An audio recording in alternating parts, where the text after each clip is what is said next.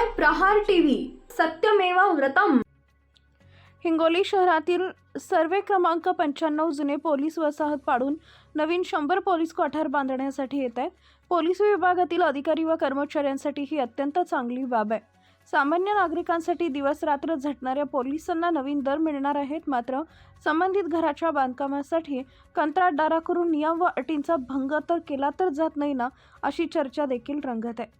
जुने पोलीस क्वार्टरचे बांधकाम पाडून नवीन पोलीस क्वार्टर बांधण्यासाठी सदर परिसरात आरएमसी प्लांट चालू करण्यात आलाय।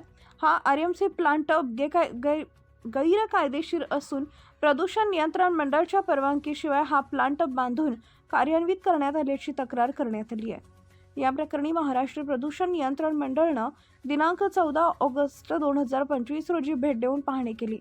या दरम्यान आढळलेल्या त्रुटीच्या अनुषंगाने महाराष्ट्र प्रदूषण नियंत्रण मंडळ उपप्रादेशिक परिवहन कार्यालय परभणी यांना प्रादेशिक अधिकारी छत्रपती संभाजीनगर यांच्याकडे अहवाल पाठवला आहे।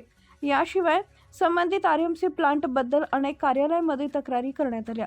मात्र या प्रकरणी संबंधित गुत्तेदारांवर कोणतीही कारवाई झालेली असल्याचं दिसून येत नाहीये। याचं कारण आता काय असेल हे आपण समजू शकता।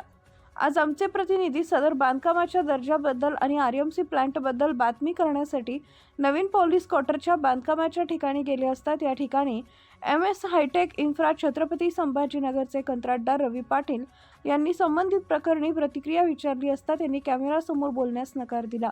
आमचे प्रतिनिधी जेव्हा सदर बांधकामाची शूटिंग करत असताना रवींद्र पाटील यांनी पत्रकारांना थांबवून त्यांना परवानगी मागितली। रवी पाटील यांनी सांगितले की हे पोलीस क्वार्टरचं काम झालंय तर पोलीस विभागाची परवानगी तुम्हाला आणावी लागेल। जेव्हा आमच्या प्रतिनिधींनी रवींद्र पाटील यांना विचारणा केली की कोणत्या नियम कायद्यान्वये किंवा कोणत्या शासन आदेशांप्रमाणे परमिशन लागते तो कागद कृपया करून द्यावा। मात्र या प्रकरणी रवींद्र पाटील यांनी चालढकल करत शूटिंग करण्यास मज्जाव केला।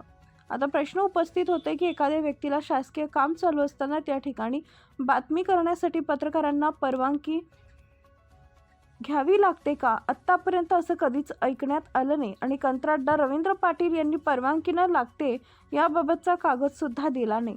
असं असेल तर पत्रकारांना सदर कामाची शूटिंग करण्यास का रोखण्यात येतंय?